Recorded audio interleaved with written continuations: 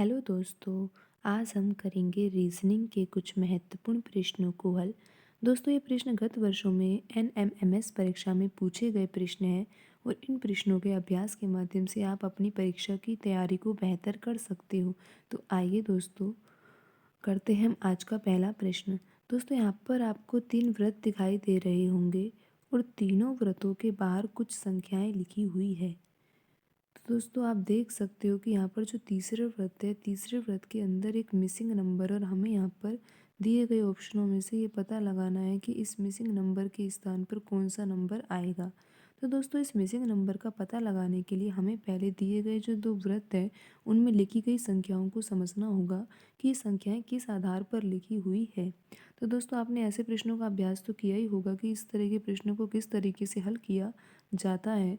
दोस्तों, आप यहाँ पर देख सकते हो कि यहाँ पर बाहर संख्याएं कुछ लिखी हुई है, और दोस्तों इस प्रश्न को हल करने का तरीका यही होता है कि बाहर लिखी हुई जो भी संख्याएं होती है उन संख्याओं के माध्यम से ही हमें अंदर जो लिखी गई संख्या है उसको प्राप्त करना होता है। पर हम यहाँ पर हर सवाल को करने का जो तरीका होता है वो अलग अलग होता है, लेकिन इसमें यही करना होता है कि जो बाहर लिखी हुई संख्याएं होती है उसी के माध्यम से ही हमें अंदर लिखी हुई संख्या प्राप्त करनी होती है। और दोस्तों, अब हम यहाँ पर ये पता लगाएंगे कि जो बाहर लिखा हुआ है 3, 5, 4, 2, दोस्तों आप पहले व्रत में देख सकते हो यही चारों संख्याएं बाहर लिखी हुई है, और इन्हीं चारों संख्याओं के माध्यम से हमें अंदर लिखी गई संख्या 5 को प्राप्त करना है। तो दोस्तों, किस तरह से कर सकते हो आप इस सवाल को हल? दोस्तों, आप यहाँ पर ये तरीका लगा सकते हो कि अगर आप बाहर लिखे हुए अंकों को जोड़ते हो, जैसे आप यहाँ पे 3, 5 और 4 और 2 को दोस्तों जब आप जोड़ोगे तो आपको प्राप्त होगा 5 और 3 8, 8 और 4 12, 12 और 2 14 प्राप्त हो रहा है। लेकिन दोस्तों, अंदर लिखा हुआ है 5। तो क्या आप अब ज्ञात कर सकते हो कि इस 14 के द्वारा 5 को किस तरह से प्राप्त किया जा सकता है? दोस्तों, बिल्कुल आसान है। अगर आप इस संख्या के दोनों अंकों को ध्यान से देख लोगे तो आपको 5 नज़र आ जाएगा।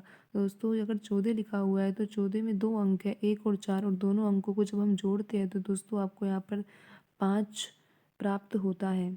तो समझे दोस्तों, इस तरीके से यहाँ पर 5 आ रहा है। लेकिन दोस्तों, अभी इसी पैटर्न को हम यहाँ पर डायरेक्ट तीसरे व्रत में नहीं लगाएंगे, क्योंकि इससे हमारा उत्तर सही हो भी सकता है, नहीं भी हो सकता। पहले हमें हमारे पैटर्न को दूसरे व्रत में लगाकर चेक करना होगा कि हमारा जो ये पैटर्न है वो दूसरे व्रत में फॉलो हो रहा है या नहीं। अगर दूसरे व्रत में फॉलो हो रहा होगा तो फिर तीसरे व्रत में भी ये फॉलो होगा, और फिर हमारा मिसिंग नंबर हमें प्राप्त हो जाएगा। तो आइए दोस्तों, इसको दूसरे व्रत में लगाते हैं कि ये पैटर्न दूसरे व्रत में लग रहा है या नहीं। तो दोस्तों, आप यहाँ पर देख सकते हो कि दूसरे व्रत के बाहर भी 4 संख्याएं ही दी गई है, और अब हमारा सबसे पहले काम ये है कि हम इन चारों संख्याओं को जोड़कर देंगे और ये पता लगाए कि जोड़ने पर क्या प्राप्त हो रहा है। तो दोस्तों, आपको यहाँ पर क्या प्राप्त हो रहा है? 6 में 2 जोड़ा जाएगा तो 8 और 3 11, और 11 और 5 क्या होते हैं दोस्तों? 11 और 5 आपको 16 प्राप्त होगा। और दोस्तों, आप देख सकते हो कि 16 जो है वो 2 अंकों की संख्या है, और 16 में जो 2 अंक दिए गए हैं उन दोनों अंकों को अगर हम जोड़ते हैं तो हमें दोस्तों 7 ही तो प्राप्त होगा। और दोस्तों, आप देख सकते हो इस व्रत में जो अंदर लिखी हुई संख्या है वो 7 ही है।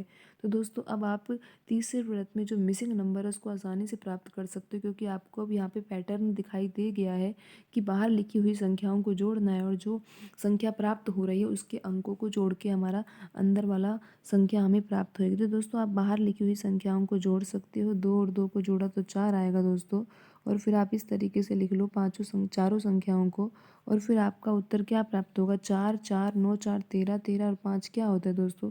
18 होता है। और दोस्तों, आपको यहाँ पर क्या करना होगा? अब 1 और 8 को जोड़ना होगा, क्योंकि 18 2 अंकों की संख्या, और दोनों अंकों को जब जोड़ा जाता है तो हमें 9 प्राप्त होता है।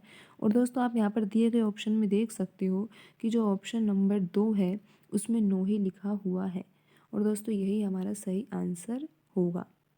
तो दोस्तों, आज की वीडियो में इतना ही। मिलते हैं अगली वीडियो में। धन्यवाद दोस्तों।